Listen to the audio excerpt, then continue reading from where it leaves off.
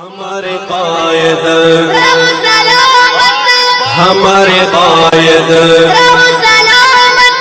ہمارے قائد کرے فرشتے تیری کرے فرشتے تیری حفاظت ہمارے قائد رہو سلامت ہمارے قائد رہو سلامت الحمد لله رب العالمين حمدا كثيرا طيبا مباركا فيه كما يحب ويرضى أشهد أن لا إله إلا الله وحده والأمر وأشهد أن سيدنا وسندنا وحبيبنا وشفيعنا وخليلنا ومولانا محمدا عبده ورسوله المبعوث إلى الأسود والأحمر المنعوت بشرح الصدر ورفع الذكر صلى الله عليه وعلى آله وأصحابه وبارك وسلم تسليما كثيرا كثيرا أما بعد فأعوذ بالله من الشيطان الرجيم بسم الله الرحمن الرحيم والذين هم عن اللغو معرضون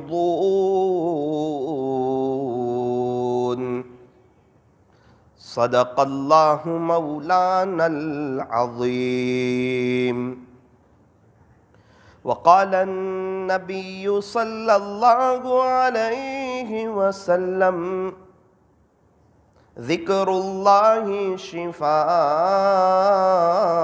القلوب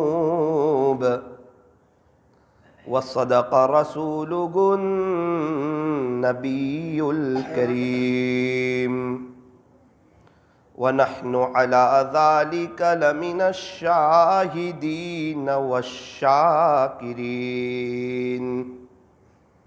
والحمد لله رب العالمين.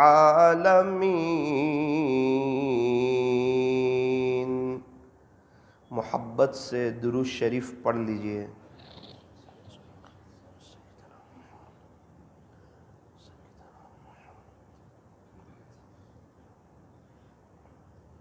بزرگان محترم، عزیز نوجوانوں اور پردے میں بیٹھ کر سننے والی میری محترم دینی ماؤں اور بہنوں، یوں فرمایا کہ وقت جو ہیں یہ بہت بڑی دولت ہے، بہت قیمتی سرمایہ ہے، کیونکہ جو وقت ہاتھ سے چلا جائے وہ دوبارہ لوٹ کر آتا نہیں ہے. میری زندگی کے 31 سال گزر گئے. میں جتنی کوشش کروں، محنت کروں، چاہے جتنی مرضی پیسہ خرچ کروں، ساری رات تہجد میں روؤں، تڑپوں، لیکن یہ 31 سال واپس آنے والے نہیں ہیں. آپ میں سے کسی کے 25، 30، 35، 40، 45، 50، 60 سال گزر گئے، لیکن یوں فرمایا کہ گیا وقت پھر ہاتھ آتا نہیں، مرا بیل گھاس کھاتا نہیں. بھائی ایک جانور ہے، وہ مر جائیں، اب وہ اپنا چارہ کھا نہیں سکتا. ابھی ہمارے سامنے دنیا بھر کی قیمتی نعمتیں رکھی جائیں، ہم استعمال کر سکتے ہیں، کھا سکتے ہیں، اس سے فائدہ اٹھا سکتے ہیں، لیکن اگر ہمارا انتقال ہو جائے پھر چاہے 100 قسم کی ویرائٹیز رکھی ہوں، ہم اس سے فائدہ نہیں اٹھا سکتے۔ جب وقت چلا جائے گا، جب میں اور آپ دنیا سے چلے جائیں گے، میں بہت زیادہ افسوس ہونے والا ہے کہ اے کاش میں بھی کچھ وقت اپنے اللہ کے لیے نکال لیتا، آخرت کو بنا لیتا، اللہ سے صلح کر لیتا، اللہ سے دوستی کر لیتا، اللہ سے یاری لگا لیتا۔ ایک پارہ پڑھتا تھا، کچھ 1.5 پارہ پڑھ لیتا، 1.5 پارہ پڑھتا تھا 2 پارے پڑھ لیتا، تھوڑا سا میں بھی پابندی سے اللہ کے راستے میں وقت لگا دیتا، مہینے میں 3 دن چلا جاتا۔ اللہ کے راستے میں وقت لگانے والے 2 قسم کے لوگ ہیں۔ ایک وہ لوگ ہیں جو ہمارے بڑوں کی چاہت کے مطابق، ترتیب کے مطابق وقت لگاتے ہیں، اور ایک وہ لوگ ہیں جو اپنی سہولت کے مطابق وقت لگاتے ہیں۔ 2 قسم کے لوگ ہیں۔ جو ترتیب سے وقت لگاتے ہیں ان کی تو تربیت ہوتی ہے، ان کا وقت صحیح گزرتا ہے۔ ایک وقت آتا ہے اللہ تعالیٰ ان کی دنیا بھی بناتے ہیں اور آخرت بھی بناتے ہیں۔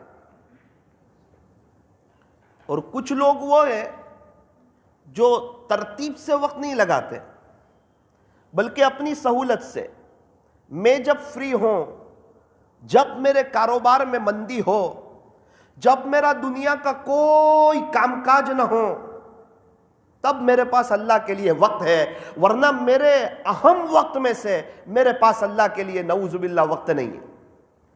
یوں فرمایا ان کو برکت تو مل جاتی ہے، تربیت نہیں ہوتی ہے۔ اچھا، وقت دونوں کا گزر جاتا ہے۔ جو ترتیب سے وقت لگاتے ہیں زندگیاں ان کی بھی گزر رہی ہے بڑی سکون سے، اطمینان سے، برکتوں سے، اور جو اپنی سہولت سے وقت لگاتے ہیں وہ زندگی ان کی بھی گزر رہی ہے۔ یوں فرمایا یہ زندگی تو گزر جاتی ہے، یہ وقت کسی کے لیے رکتا نہیں، وقت تھمتا نہیں، اس لیے فرمایا وقت کی قدر کرو۔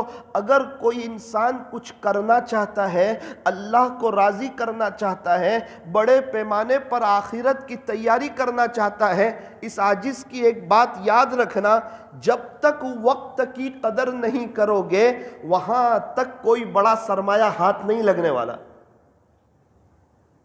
جتنے اللہ والے ہیں یہ سب وقت کی بڑی قدر کرتے تھے، بہت زیادہ اپنے وقت کو وصول کرتے تھے۔ ان کا پورا ایک نظام الاوقات بنا ہوا تھا وقت کو وصول کرنے کا۔ یوں فرمایا کہ 1 سیکنڈ کی قدر ان سے پوچھو جن کا 1 سیکنڈ کے لیے ایکسیڈنٹ ہوتے ہوتے بچ جاتا ہے۔ گزر رہا تھا 1 سیکنڈ کے لیے، بڑا ایکسیڈنٹ ہوتے ہوتے بچ گیا، یا تو بائک پر ہو یا کار پر ہو یا چل کر جا رہا ہو، بالکل قریب سے بس گزر گئی 1 سیکنڈ کے لیے۔ اس کو پوچھو 1 سیکنڈ کتنی قیمتی ہے؟ مجھے بہت اچھی طریقے پر یاد ہے کہ سورت میں ایک مسجد میں مجھے جمعہ میں بیان کے لیے آنا تھا۔ تقریباً کرناٹک کے سفر سے واپس ہو رہا تھا، شاید مسجد ہیرا میں۔ 30 سیکنڈ کے لیے میں ٹرین چک گیا۔ بس میرے سامنے سے ٹرین گزر رہی ہے، اتنا ہے کہ لوگوں نے مجھے آواز دی کہ نہ ابھی نہ بیٹھو، گرنے کا خطرہ ہے۔ اور اس کا جو میں نے خمیازہ بھگتا، لوکل ٹرین پکڑنی پڑی، وراڑ کے قریب آنا پڑا، پھر پتا چلا کہ وہاں اس نام کی کوئی ٹرین نہیں ہے، اور میں 2 بجے اپنے گھر پہنچا، نہ سورت آ سکا، نہ مسجد ہیرا میں آ سکا، نہ مجھے جمعہ مل سکا۔ اس وقت احساس ہوا کہ 30 سیکنڈ کتنی قیمت رکھتی ہے انسان کی زندگی میں۔ ایک بزرگ کا ایک ملک کا سفر تھا، تو تقریباً وہ 1 منٹ کے لیے فلائٹ چک گئے۔ وہ کیسے چکے؟ فلائٹ کھڑا ہوا ہے، سیٹ بھی ان کی بک ہے، ٹکٹ بھی ان کے پاس موجود ہے، آگے کا بس یہ ہے کہ فلائٹ کا ڈور کلوز ہو گیا۔ حضرت ریکویسٹ کر رہے ہیں، منت سماجت کر رہے ہیں، اسے سمجھا رہے ہیں، بھائی صاحب بہت اہم پروگرام ہے، آپ کی بڑی مہربانی ہوگی اگر آپ جو ہے فلائٹ کا دروازہ کھول دیں۔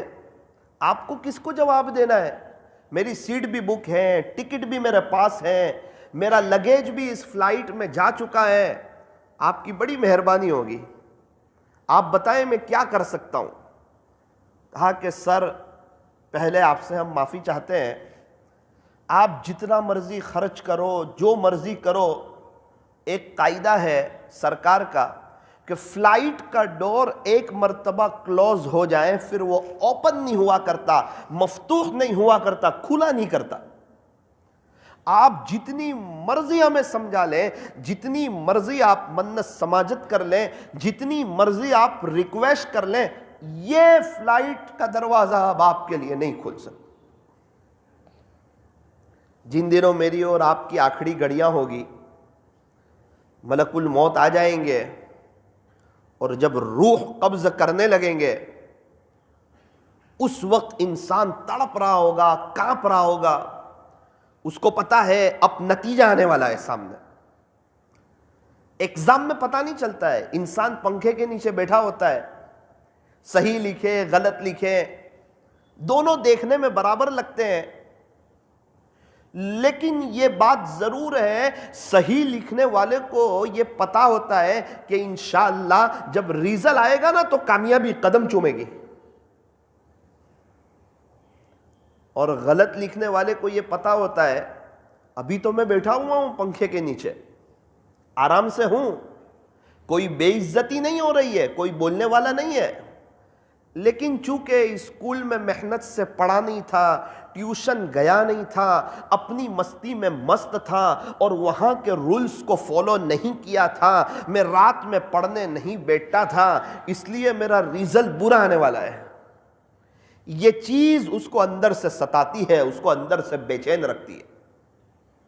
بالکل اسی طرح اس دنیا میں کچھ لوگ ایسے ہیں جو اپنے اللہ کے فرما بردار ہیں، ان کا دل مطمئن ہے کہ میں کیسا بھی ہوں، بڑا گنہگار ہوں، لیکن اللہ مجھے 5 وقت مسجد میں لاتا ہے، کچھ ذکر وغیرہ کروا دیتا ہے، امید ہے کوئی ادا اللہ پسند کر لے گا۔ ایسی ہے تو نہیں کہ اللہ کو پسند آ جائے، لیکن امید ہے اللہ کو ضرور رحم آئے گا، اسی لیے وہ مجھے 5 وقت مسجد میں آنے کی توفیق دیتا ہے۔ یہی تو وجہ ہے وہ فجر کی نماز میں جب دنیا میٹھی نیند سو رہی ہوتی ہے، اندھیرا چھایا ہوا ہوتا ہے، اس وقت میرا اللہ مجھے اٹھا دیتا ہے اور بستر مجھے اچھال دیتا ہے، چاہے ٹھنڈی ہو، گرمی ہو، بارش ہو، ہر حال میں اللہ مجھے مسجد میں لاتے ہیں اور میں اپنی پیشانی اللہ کے سامنے جھکاتا ہوں۔ یہ اس بات کی علامت ہے، امید ہے کہ اللہ موت کے وقت مجھ پر رحم فرمائیں گے۔ اگر رحم نہیں کرنا ہوتا تو شاید فجر کی نماز کی توفیق نہ دیتے۔ ظہر کی نماز پڑھنا آسان ہے، ایک ماحول بنا ہوا ہے، دکان کا ماحول ہے، شیڈیول ہے، ابا بھی کہتے ہیں چل بیٹا تو اس مسجد میں پڑھ لے، میں یہاں پڑھ لوں گا، ملازم سے بھی کہتے ہیں آپ کو یہاں پڑھنی ہوگی، تو 4 وقت کی نمازیں ایک ماحول بنا ہوا ہے، اس کی وجہ سے الحمدللہ آسان ہے۔ لیکن فجر کی نماز جہاں انسان کو کوئی نہیں دیکھتا، وہ اور اس کا اللہ، رات کی تنہائی ہے، میٹھی نیند آ رہی ہے، فجر کی نماز میں بہت زیادہ میٹھی نیند آتی ہے، اور وہ ایسی میٹھی نیند ہوتی ہے جو انسان کو الارم بند کرنے پر مجبور کرتی ہے۔ شیطان بھی بڑا چالاک ہے، یہ نہیں کہتا تو فجر کی نماز چھوڑ دے، وہ یوں کہتا ہے جماعت کے وقت میں 10 منٹ باقی ہے، بس تو 10 منٹ آرام کر لے، وہ 10 منٹ کی تشکیل کرتا ہے، اور یہ 10 منٹ کی تشکیل میں ہماری سنت تب ہوتی ہے جب فجر کی نماز کھڑی ہوتی ہے. حالانکہ نماز کھڑی ہو اس وقت سنت پڑھنا ایک مستقل مسئلہ ہے. آپ کہیں گے کہ امام ابو حنیفہ رحمت اللہ علیہ کے یہاں تو آخری قاعدہ ملنے کی امید ہو تب بھی وہ کبھی کبھار ہو تب اس کی عادت بنا لے تب نہیں. ایک چھوٹا گناہ بھی بار بار کرنے سے بڑا گناہ ہو جاتا ہے. یہ تو بندہ اس کی عادت بنا لیتا ہے کہ 10 منٹ تک میں امام صاحب کے پیچھے کھڑا رہوں، اس سے تو بہتر ہے کہ میں 2 رکعت سنت اطمینان سے پڑھوں اور قاعدے میں شریک ہو جاؤں اور 2 منٹ میں پھر سلام پھیر کر میں اپنے گھر پہ چلا جاؤں. پہلے زمانے میں منافقین لوگ بھی مسجد میں آتے تھے. پیارے نبی کے زمانے میں ایسا ماحول بنا ہوا تھا کہ منافق کی بھی ہمت نہیں ہوتی تھی کہ وہ نماز چھوڑ دیں.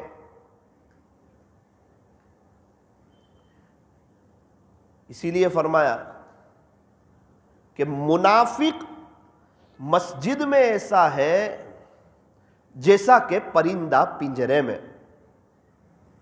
پرندہ پنجرے میں ہلتا ہی رہتا ہے، اس کو چین نہیں پڑتا، پھڑ پھڑاتا ہے، تڑپتا ہے، سوچتا ہے کہ کب پنجرا کھلے اور میں اڑ جاؤں. یہ منافقین والی صفت ہے کہ انسان یوں سوچیں میں سب سے اخیر میں مسجد میں آؤں اور کب سلام پھرے کہ میں مسجد سے چلا جاؤں. اس کا مسجد میں بیٹھنے کو، اللہ کے گھر میں بیٹھنے کو، اللہ سے مانگنے کو اس کا دل نہیں کرتا. اس لیے فرمایا کہ ایک چیز کو اپنی عادت میں سے بناؤ. کیا بنائیں؟ کہ جب بھی ہم انشاءاللہ مسجد میں آئیں گے، فجر کی نماز ہو، ظہر کی نماز ہو، عصر کی نماز ہو، مغرب کی نماز ہو، عشاء کی نماز ہو، جب سب نماز ختم ہو جائے گی سنت وغیرہ تو ہم خالی ہاتھ تو نہیں جائیں گے، ضرور اپنے اللہ سے بھیک مانگ کر ہی جائیں گے. ایک گراہک ہماری دکان پر آئے اور اس مال کی ہم اس کو فضیلت بیان کرتے رہیں، یہ اس کوالٹی کا ہے، اس کیٹیگری کا ہے، اتنا اچھا ہے، اتنا شاندار ہے، یہاں کا بنا ہوا ہے. 1 گھنٹے تک مال کی تعریف کی اور بیچا نہیں مال. تو دکان والے کہتے ہیں یہ اچھا سیلس مین آدمی نہیں ہے، یہ سمجھدار نہیں ہے. سمجھدار تو تب ہوتا جب 10 منٹ بات کر کے مال بیچ دیتا، پیسہ لے لیتا اور کچھ منافع حاصل کر لیتا. اسی لیے کہتے ہیں کہ یہ بات بڑی اچھی کرتا ہے لیکن چیز بیچنے کی صلاحیت اس کے پاس نہیں ہے. پھر اس کا شمار سیلس مین میں نہیں ہوتا ہے، پھر وہ آدمی چائے لانے کے کام لگتا ہے، کانچ کی صفائی کے کام لگتا ہے، گھڑی والنے کے کام لگتا ہے. سب سے زیادہ دکان میں کام بھی یہی بندہ کرتا ہے، سب کی زیادہ بولی بھی یہی بندہ سنتا ہے، سب سے زیادہ پریشان بھی یہی ہوتا ہے اور سب سے کم تنخواہ بھی اسی کی ہوتی ہے. صبح سب سے جلدی یہی دکان پر آتا ہے، سب سے اخیر میں یہی جاتا ہے. ساری قربانیوں کے باوجود اس کی تنخواہ 5000. کیوں؟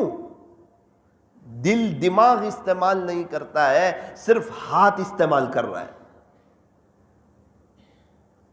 ایک آدمی آ رہا ہے، نماز تو پڑھ رہا ہے لیکن اٹھک بیٹھک کر رہا ہے، دل کا استعمال نہیں کرتا کہ میں اپنے مالک کے سامنے کھڑا ہوں، اللہ مجھے لے آئے ہیں، دنیا کے جھمیلوں سے لے آئے ہیں، لوگوں کے پاس وقت نہیں ہے، لوگ مسجد میں آنے کے لیے تیار نہیں ہیں اور بے حیائی، فحاشی اور عریانیت کا ماحول ہے اور موبائل کا دورہ ہے اور انٹرنیٹ کی فراوانی ہے اور گناہوں کے بازار گرم ہے. میرے گناہوں کے باوجود، غفلت کے باوجود میرے رب نے مجھ پہ کرم کیا ہے اور مجھے مسجد میں لے آئے ہیں اور وضو بھی کروا دیا ہے اور اپنے گھر میں اس رب نے ہمیں کھڑا بھی کروا دیا ہے اور ہم نے اللہ اکبر بھی کہہ دیا ہے اور اللہ اب ہماری طرف متوجہ ہے. اس وقت یہ بندہ جہاں سے آیا تھا پھر وہیں کے خیالوں میں ڈوب جاتا ہے. جس دنیا سے اللہ نے اس کو نکال کے اپنے گھر میں لائے، اس کو سکون دیا، اطمینان دیا، اللہ کے گھر میں عجیب و غریب سکون ملتا ہے۔ ابھی ہم یہاں بیٹھے ہوئے ہیں، ایسا لگتا ہے کہ دنیا کے سب سے زیادہ خوشحال ہم لوگ ہیں، کوئی ٹینشن نہیں۔ بہت سے حضرات کا ابھی کھانا باقی ہوگا، ہمیں بھی نوساری جانا ہے، لیکن وہ چیزیں یاد ہی نہیں آ رہی ہے۔ کیا بات ہے کہ سکون مل رہا ہے، سکینہ نازل ہو رہی ہے، اللہ تعالیٰ چین سکون عطا فرما رہے ہیں۔ یہ اللہ کے گھر کی رحمتیں ہیں، برکتیں ہیں، اور اللہ کا شاہی دربار ہے۔ یہاں اللہ تعالیٰ ہمیں بلاتے ہیں نوازنے کے لیے، دینے کے لیے، لیکن افسوس صد افسوس، ہم آتے تو ہے، نماز بھی پڑھتے ہیں، لیکن مانگے بغیر چلے جاتے ہیں۔ اس لیے فرمایا مانگ کر کے جاؤ، اس بات کو طے کرنی ہے۔ یہ جو اصلاحی مجلسیں ہو رہی ہے، یہ جو بیانات ہو رہے ہیں، اس کا بنیادی مقصد یہ ہے کہ جو بات ہم سنیں اس پر عمل کرنے کی کوشش کریں، کچھ بات اپنے پلو میں باندھ لیں اور لے کر کے جائیں کہ آج کی مجلس میں بیان کیسا ہوا اس پر مجھے توجہ نہیں دینی۔ بیان ہمیشہ اچھا ہی ہوتا ہے، اللہ کے دین کی بات کبھی بھی بری ہوتی نہیں ہے، وہ کوئی بھی آدمی کرے، اللہ کے دین کی بات تو اچھی ہوتی ہے، لیکن مجھے عمل کرنا ہے، اب مجھے اپنی زندگی کو چینج کرنا ہے، مجھے اللہ کی طرف آنا ہے، رجوع اللہ اور انابت اللہ کرنا ہے۔ انسان کو چاہیے کہ وہ اس بات کو طے کریں۔ آج کی مجلس میں کیا بہتر ہو کہ میں اور آپ اس بات کو طے کریں کہ انشاءاللہ ثم انشاءاللہ ہر نماز میں ہم آئیں گے نا، 4-5 منٹ ضرور اللہ سے بھیک مانگ کر کے جائیں گے، پھر دیکھنا زندگی خوشیوں سے بھر جائے گی۔ یوں فرمایا کہ دعاؤں کا رنگ نہیں ہوتا، یوں فرمایا کہ دعاؤں کا رنگ نہیں ہوتا، لیکن جب یہ رنگ لاتی ہے تو زندگی رنگوں سے بھر جاتی ہے۔ لوگ کہتے ہیں کہ پیسہ جمع کرو برے وقت میں کام آئے گا، اللہ والے کہتے ہیں کہ اپنے اللہ کے لیے وقت نکالو، انشاءاللہ زندگی میں برا وقت ہی نہیں آئے گا۔ سب لوگ اچھے دن کی تلاش میں، یوں فرمایا کہ جس کے پاس اللہ کے لیے وقت نہ ہو اس کے اچھے دن آیا نہیں کرتے، اور جس کے پاس اللہ کے لیے وقت ہو برے دن اس کے قریب سے گزرا نہیں کرتے۔ اللہ کے لیے وقت ہونا بڑی اہم چیز ہے۔ حضرت فرماتے ہیں میں سمجھاتا رہا، ریکویسٹ کرتا رہا، انہوں نے میری ایک بات نہ مانی، 1 منٹ کے لیے میں فلائٹ چک گیا، سارے پروگرام آگے پیچھے ہو گئے۔ اس وقت پتا چلا کہ 1 منٹ زندگی میں کتنی قیمت رکھتی ہے۔ جس ماں کے یہاں بچہ 1 مہینے پہلے آ جاتا ہے، 9ویں مہینے آتا، صحیح سالم ہوتا، تندرست ہوتا، بے عیب ہوتا، کوئی تکلیف نہیں ہوتی، اس کو کانچ کی پیٹی میں رکھنا نہیں پڑتا، سانس کی تکلیف نہیں ہوتی، لیکن پتہ نہیں کیا ہوا، اچانک درد ہوا، 1 مہینے پہلے بچہ آ گیا، بچہ کمزور ہوا، کوئی عیب دار ہوا، اس ماں کو پوچھو پوری زندگی اس کو صدمہ رہتا ہے، کاش 1 مہینے بعد اور بچہ آیا ہوتا۔ اور سال کی قدر ان سے پوچھو جو بیچارے فیل ہو جاتے ہیں اور انہیں وہ سال دوبارہ ریپیٹ کرنا پڑتا ہے، ان سے پوچھو۔ ہمارے ڈابھیل میں ایگزام ہوتی ہے، امتحان ہوتا ہے عالم کلاس میں، اس میں ایک عجیب و غریب شرط ہے، کوئی بچہ سپلیمنٹری پر اپنا نام نہیں لکھ سکتا۔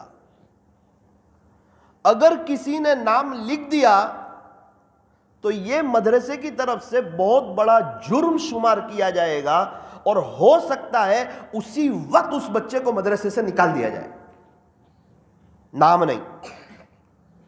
وہ محتمم صاحب اس کو بتا دیں گے کہ تیرا نمبر 68 68، جب بھی تیری سپلیمنٹری آئے 68 لکھنا ہے اور کچھ نہیں، تاکہ جو استاذ پرچے چیک کر رہے ہیں ان کو یہ نہ پتا چلے کہ یہ بچہ کون ہے،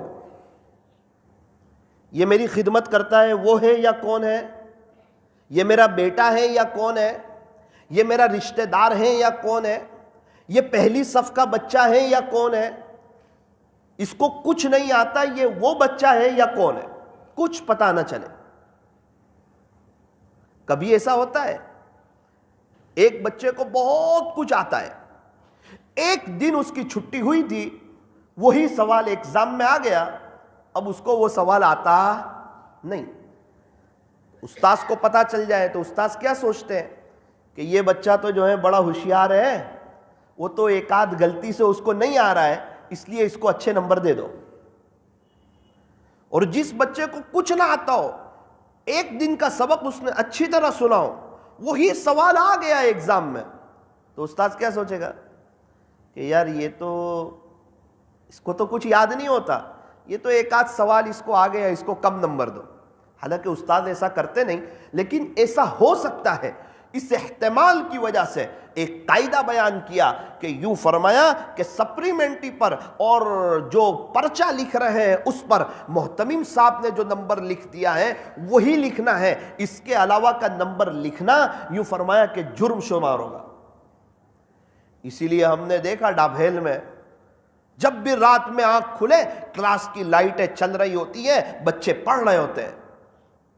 ایگزام کے وقت میں آپ 4 بجے چلے جاؤ، بچے پڑھ رہے ہیں، رات کو آپ 1 بجے چلے جاؤ، بچے پڑھ رہے ہیں، درسگاہوں کی لائٹ چل رہی ہے، صبح کی نماز کے بعد آپ نظارہ دیکھو، کوئی کسی سے بات کرنے کے لیے تیار نہیں، پتہ ہے کہ میں فیل بھی ہو سکتا ہوں، چاہے میں کتنا ہوشیار ہوں، میرا 1 سال بگڑ بھی سکتا ہے۔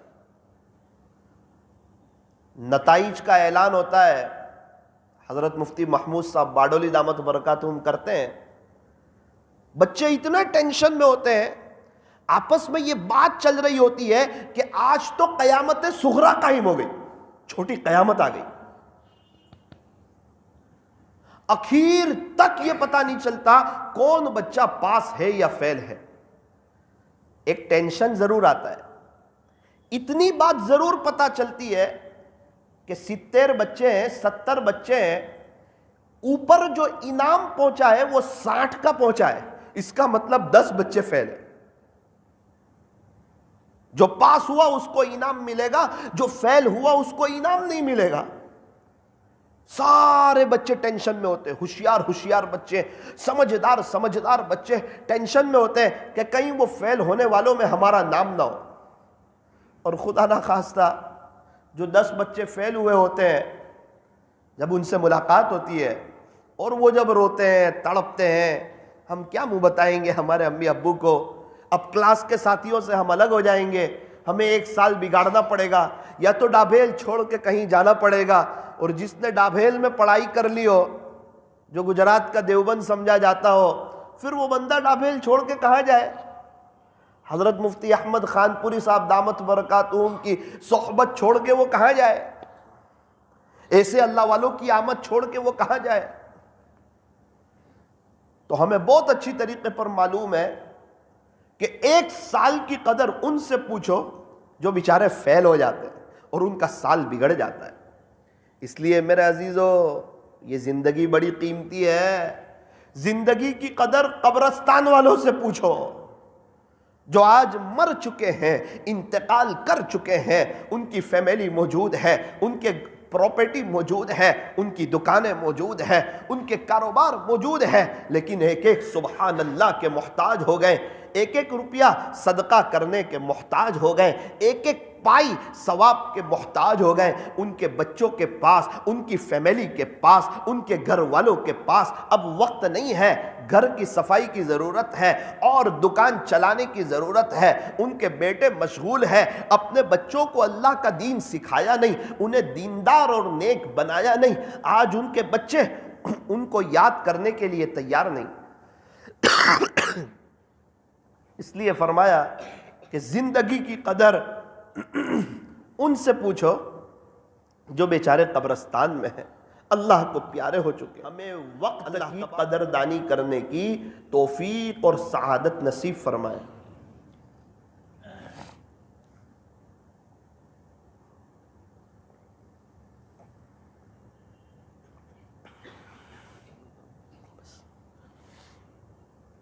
اسی لیے ایک بزرگ فرماتے ہیں، غنیمت سمجھ زندگی کی یہ بہار کہ آنا نہ ہوگا یہاں بار بار۔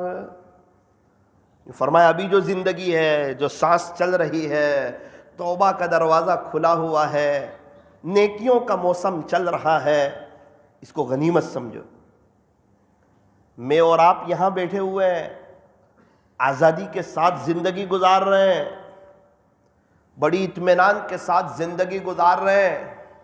ایک بڑا طبقہ ہے یہاں بیٹھے ہوئے لوگوں میں سے، بڑی بڑی بیماریوں سے اللہ نے بچایا، پیسوں کے ٹینشن سے اللہ نے بچایا، اے سی والے کمرے میں اللہ میٹھی نیند سلاتا ہے، دسترخوان پر بہت قسم کی نعمتیں ان کے سامنے موجود ہوتی ہے، ان کے پاس بائک ہے، کار ہے، پہننے کو اچھے کپڑے ہیں، گھر والے ہیں، ساری نعمت ہے، اور وہ ہسپتال میں بھی نہیں ہے، وہ آئی سی یو روم میں بھی نہیں ہے، وہ جیل میں بھی نہیں ہے، وہ پریشانی میں بھی نہیں ہے، وہ حالات میں بھی نہیں ہے، وہ تکلیفوں میں بھی نہیں ہے، ان کے آس پاس کوئی دشمن بھی نہیں ہے، بڑے اطمینان سے زندگی گزار رہے ہیں۔ پھر بھی اگر وہ آخرت کی تیاری نہ کریں تو بہت بڑے افسوس کی اور بہت خسارے کی بات۔ وقت کا ہونا، صحت کا ہونا، فراغت کا ہونا، یہ اللہ کی بڑی بڑی نعمتیں ہیں، اور جو وقت کی قدر کرتا ہے اللہ تعالیٰ اسے ترقی عطا فرماتے ہیں، اس کی دنیا بھی بنتی ہے، اس کی آخرت بھی بنتی ہے، اس کے وقت میں برکت بھی ہوتی ہے، اور جو وقت کی قدر نہیں کرتا نا اس کے وقت میں برکت ہوتی نہیں ہے۔ ابھی لوگ کہتے ہیں نا یار، مدرسے کے بچوں سے کہتے ہیں، ہمیں بھی لوگ کہتے تھے، جمعرات کے دن ہم جب نوساری آئے تو ہمیں دیکھ کر لوگ کہیں ارے جمعرات آ گیا، بولے پتہ ہی نہ چلا، ہفتہ کیسے گزر گیا، پورا ہفتہ ختم ہو گیا، جمعرات کا دن آ گیا، آپ کو دیکھ کے ہمیں تو پتہ چلا جمعرات آ گیا، ابھی تو گئے تھے ابھی آئے۔ ارے اس کو پوچھو جو بیچارہ دال چاول کڑی کھچڑی کھاتا ہے، کیسے اس کا وقت کیسے گزرتا ہے، اس کو پوچھو،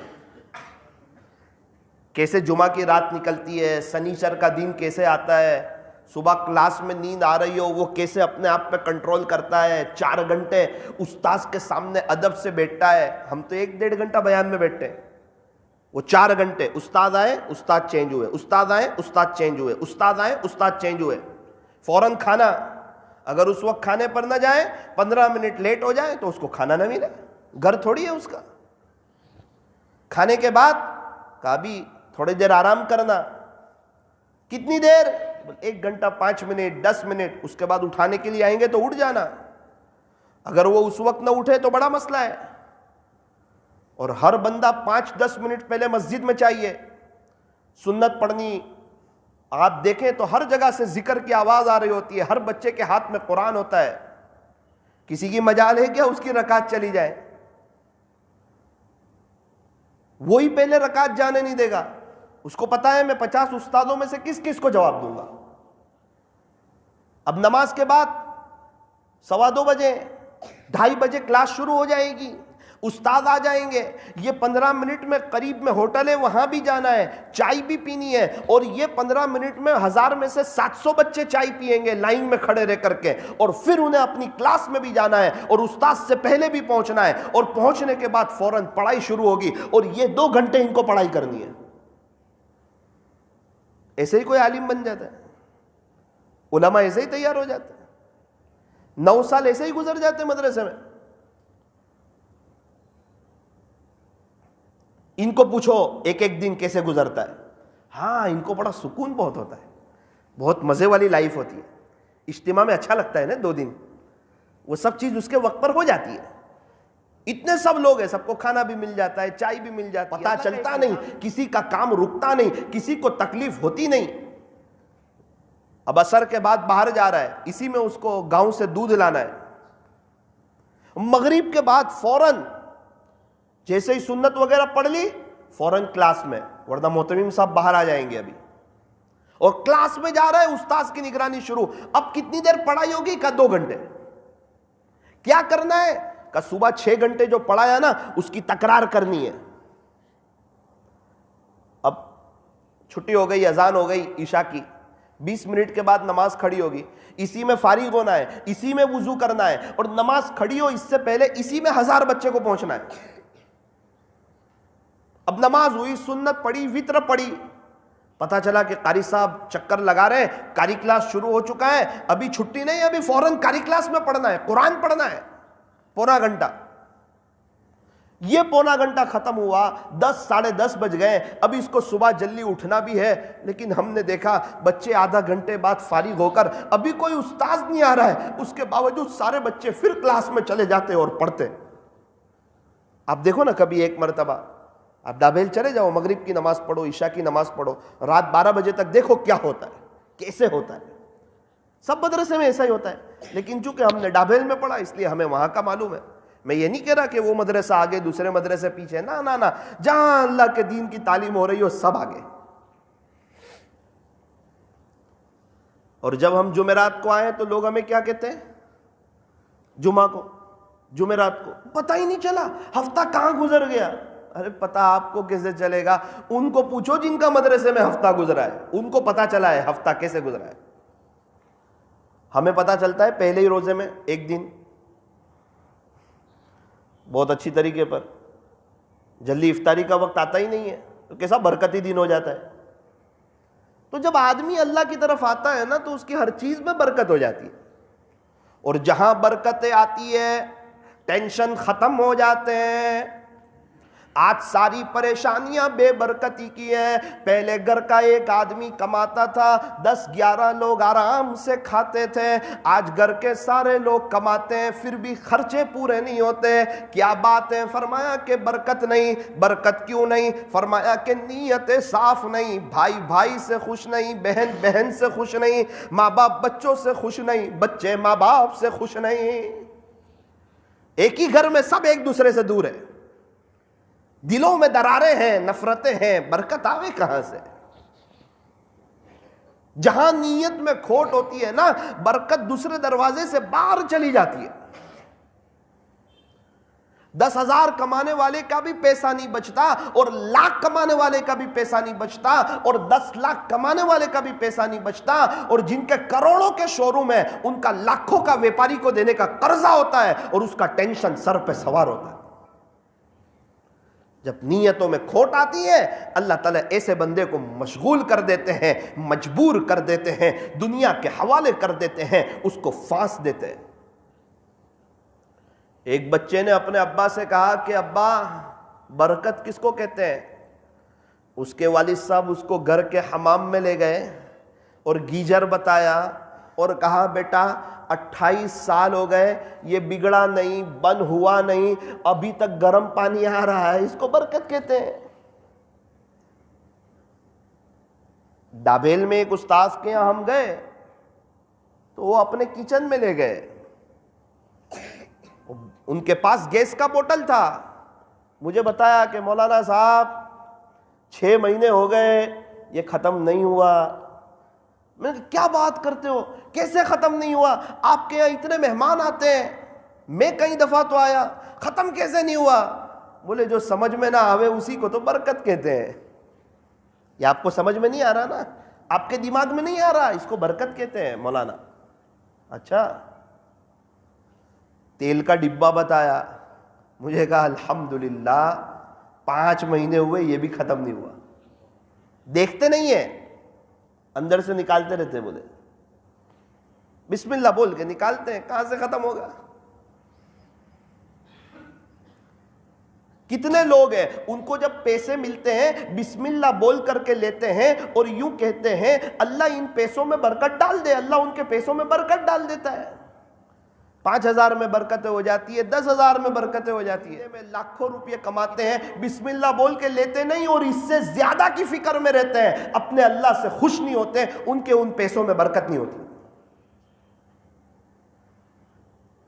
مائیں بہنیں سن رہی ہے، ان سے بھی کہنا چاہتا ہوں جب ان کو خرچی ملے تو بسم اللہ بول کر کے لیں اور یہ دعا کریں کہ اللہ ان پیسوں میں برکتیں ڈال دیجئے، انشاءاللہ برکتیں ہمارے گھروں پر راج کرے گی انشاءاللہ۔ ایک بادشاہ کا ایک جگہ سے گزر ہو رہا تھا، پانی کی پیاس لگی، ایک شخص کا انار کا باغ تھا، کہا کہ ذرا مجھے جوس پلا دو نا انار کا، بادشاہ تھا نا، باپ نے اپنی بیٹی سے کہا بادشاہ سلامت کو انار کا جوس پلا دو، اس نے ایک انار توڑا، اس کو نچوڑا، پورا گلاس بھر گیا اور بادشاہ سلامت نے جوس پیا، بڑا شاندار مزیدار پر لطف۔ بادشاہ تو جھوم گیا کہ یار یہ تو میری حکومت میں یہ باغ تو میرا ہونا چاہیے تھا اور اس کا مالک تو میں ہوتا اور کم سے کم ٹیکس تو ضرور ہونا چاہیے تھا، اتنا قیمتی باغ اور اتنے قیمتی انار اور اتنا اچھا جوس یہ تو میری ملکیت میں ہونا چاہیے تھا۔ کہا بڑا اچھا ہے اور ایک گلاس پلا دو۔ اب انار کو توڑا، نچوڑا، گلاس بھرتا نہیں، دوسرا انار لائے، اس کو نچوڑا، داڑم، گلاس بھرتا نہیں، تیسرا انار کو لائے، نچوڑا، 3 انار 3 داڑم کا جوس نکالا، تب جا کے ایک گلاس بھرا۔ بادشاہ سلامت نے وہ جوس پیا تو وہ کھٹا تھا، اس نے کہا کہ درخت چینج کر دیا ہے کیا؟ بادشاہ نے اپنی بیٹی سے پوچھا، اس زمانے کی بچیاں بھی سمجھدار ہوتی تھی، بادشاہ نے مالک نے اپنی بیٹی سے پوچھا کہ بیٹی یہ بادشاہ سلامت پوچھ رہے ہیں کہ آپ نے کوئی درخت چینج کر دیا ہے کیا؟ کھٹا بھی ہے اور 3 انار لینے پڑے۔ بیٹی نے فوراً کہا ابو درخت تو چینج نہیں کیا ہے، ایسا لگتا ہے ہمارے بادشاہ سلامت کی نیت چینج ہو چکی ہے۔ فوراً بادشاہ نے توبہ کی۔ اتنا فرق پڑتا ہے، ایک ہی درخت ہے، صرف نیت میں کھوٹ آئی، آگے پورا معاملہ مشکل ہو گیا۔ ابھی بیان چل رہا ہے، اگر یہ اللہ کے لیے ہو تو کہاں لے جائے گا انسان کو؟ اللہ کے بچھڑے ہوئے بندوں کو اللہ سے جوڑنا، اس سے بہتر کس کی بات ہو سکتی ہے جو اللہ کے بندوں کو اللہ کی طرف بلائے؟ اور اگر یہی بیان دکھلاوے کے لیے ہو جائے تو انسان کو کس جگہ پر لے جائے گا؟ اب یہ بولنے سے ہوتا ہے، یہ تو دل کے اندر کا فعل ہے۔ اب بولنے والا تو یہی کہے گا میں اللہ کے لیے بول رہا ہوں، وہ تو قیامت کے دن پتہ چلے گا کس کے لیے بولتے تھے اور کیا تھا اور کیا مقصد تھا۔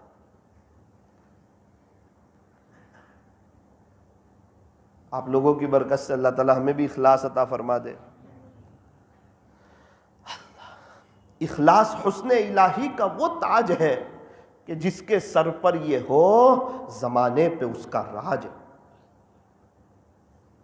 وقت کی قدر کرنا، اس لیے فرمایا جوانی کی قدر بوڑھے لوگوں سے پوچھو، جوانی کتنی قیمتی نعمت ہے۔ ماں باپ کی قدر ان سے پوچھو جن کے ماں باپ دنیا سے چلے گئے، وہ بتائیں گے ماں کیا چیز ہے اور باپ کیا چیز ہے۔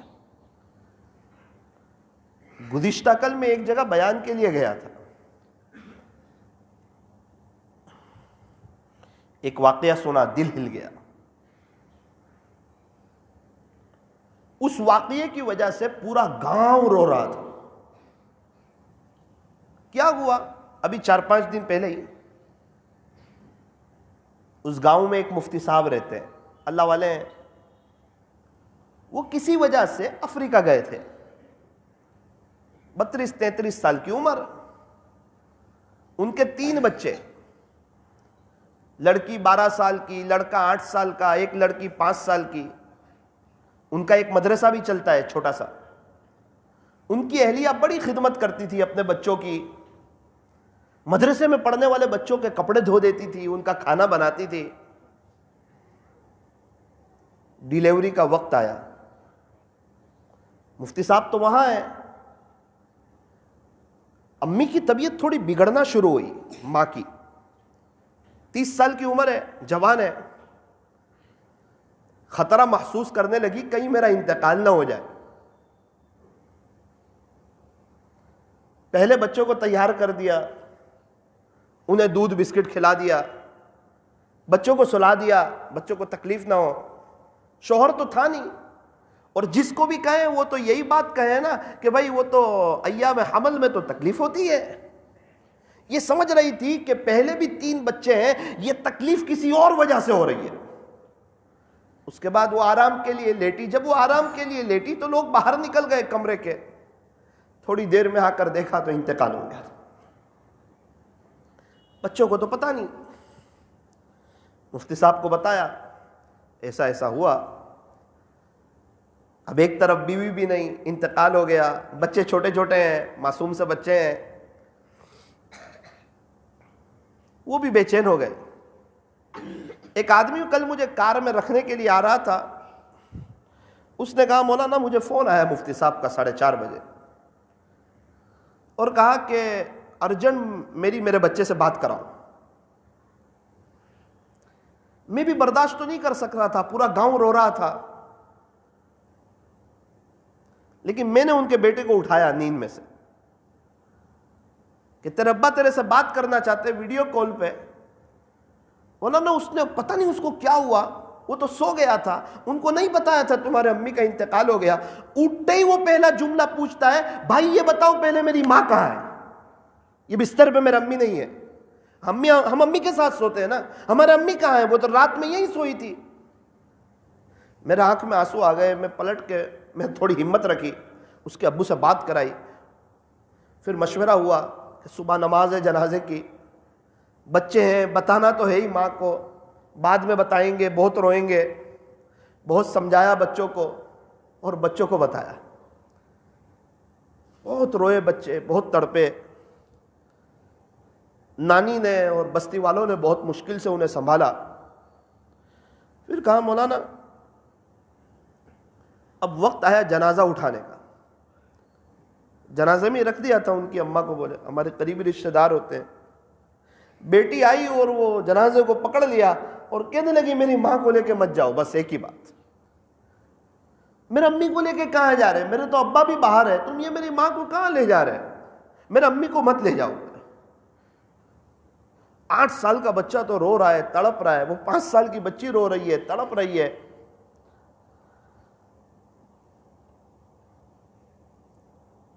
مفتی صاحب کے بھائی بھی نہیں تھے، وہ اللہ کے راستے میں تھے، انہوں نے بھی کہا کہ میں آ نہیں سکتا ہوں، آپ دفنا دیجئے۔ مفتی صاحب نے بھی کہا ارجنٹ فلائٹ مل نہیں سکتی، دفنا دیجئے۔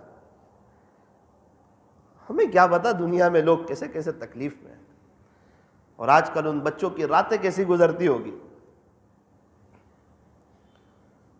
مولانا وہ دن تو گزر گیا، 3 دن کے بعد مفتی صاحب کو فلائٹ ملی اور وہ آئے۔ پتہ چلا کہ بچے نانی کے گھر میں، وہ آ کے فوراً بچوں کو ملاقات کے لیے گئے۔ اس وقت گاؤں کے لوگ جمع تھے، اس وقت جو کیفیت ہو گئی بولے گاؤں والوں کی، ابا بھی رو رہے ہیں، بچے بھی رو رہے ہیں اپنی ماں کو یاد کر کے۔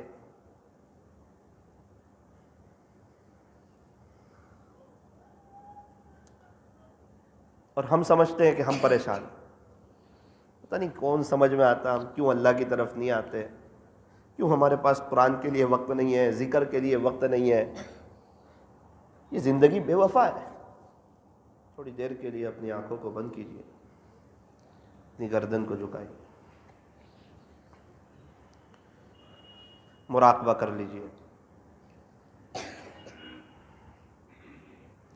اندر باہر کی ساری لائٹیں بند کر دیں۔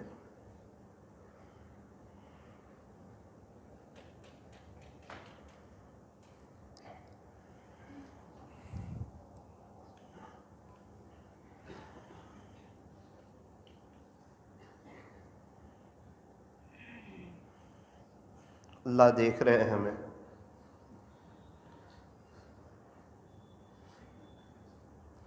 اپنے لیے نہ صحیح ان بچوں کے لیے ہی دعا سبحا دو اللہ کے سامنے۔ اللہ ان بچوں کے نصیبیں بلند کرے، ان کو ماں کا صبر دے، یہاں تو جن کے ماں باپ موجود ہیں وہ سامنے بولتے ہیں، مقابلہ کرتے ہیں، انہیں ماں باپ سمجھ میں نہیں آتے ہیں، ان کے عیب دیکھتے ہیں، ان کی غلطیوں کو دیکھتے ہیں، یوں کرتے ہیں، ہمارے امی یوں کرتے ہیں، ہمارے ابو یوں کرتے ہیں۔ وہ جب ان کا جنازہ اٹھے گا تب پتہ چلے گا کیا کرتے تھے، کیا نہیں کرتے تھے، کون حق پہ تھا، تیرے اندر سمجھ زیادہ تھی یا تیرے باپ کے اندر سمجھ زیادہ تھی۔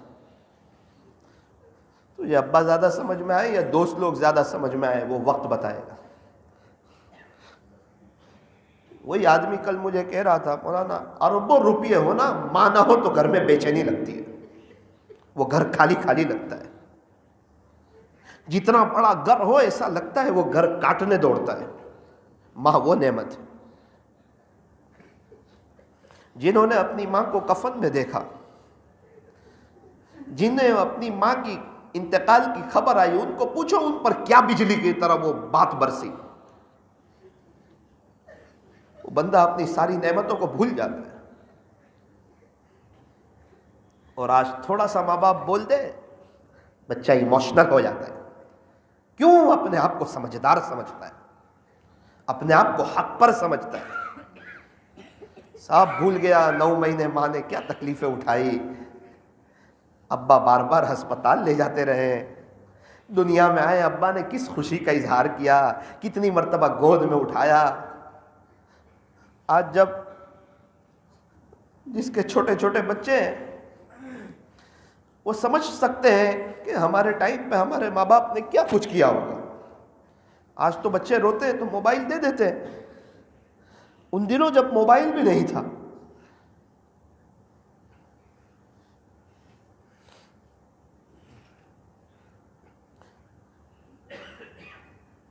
گزشتہ کل جب بیان ختم ہوا،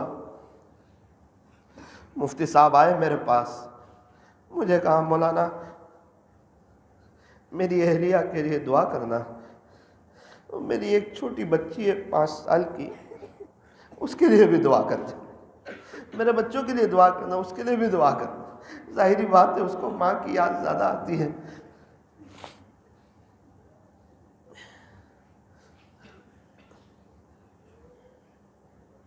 انسان آج ناشکرہ ہو گیا ہے، سب بھول جاتا ہے رب نے کتنی نعمتیں دی، کیا بہاروں میں رکھا، کیا اچھی میٹھی نیند، کیا اچھا کھانا، کیا اچھے کپڑے، کیا اچھی بائک، کیا اچھا موبائل، کیا اچھی خوبصورتی، سب دیا۔ اس کے باوجود اس کے پاس رات کے آخری پہر میں اپنے اللہ کے لیے وقت نہیں ہے۔ جب اللہ پہلے آسمان پر آتے اپنے بندوں کو نوازنے کے لیے آتے ہیں، اس وقت لوگ میٹھی نیند سو رہے ہیں۔ قبرستان والوں سے پوچھو رات کی آخری پہر کی کیا اہمیت ہے، کہتے بیزی لوگ ہیں، مشغول لوگ ہیں، ہمیں نیند آتی ہے۔ میرے عزیز یہ سارے اللہ والے راتوں کو اٹھ جاتے ہیں، ہم سے زیادہ نیک، ہم سے زیادہ فرما بردار، ہم سے اچھی نماز پڑھنے والے، گناہوں سے بچنے والے، اللہ کا ذکر کرنے والے، وہ رات کو 3:30 بجے اٹھ جاتے ہیں، اور ہم پورے دن کے گنہگار 1-2 رکعت پڑھنے کے لیے ہمارے پاس وقت کہاں ہے؟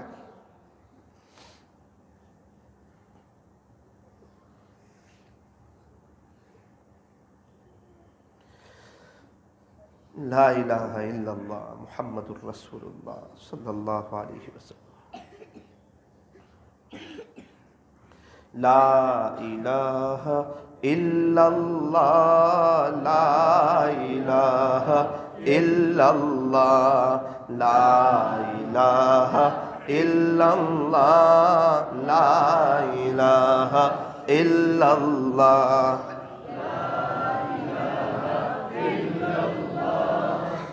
پڑھتے رہیں، زندگی میں کچھ گھڑیاں ایسی بھی ہو کہ روتے ہوئے اللہ کا ذکر کیا جائے۔ لا الہ الا اللہ، لا الہ الا اللہ، لا الہ الا اللہ، لا الہ الا اللہ، لا الہ الا اللہ۔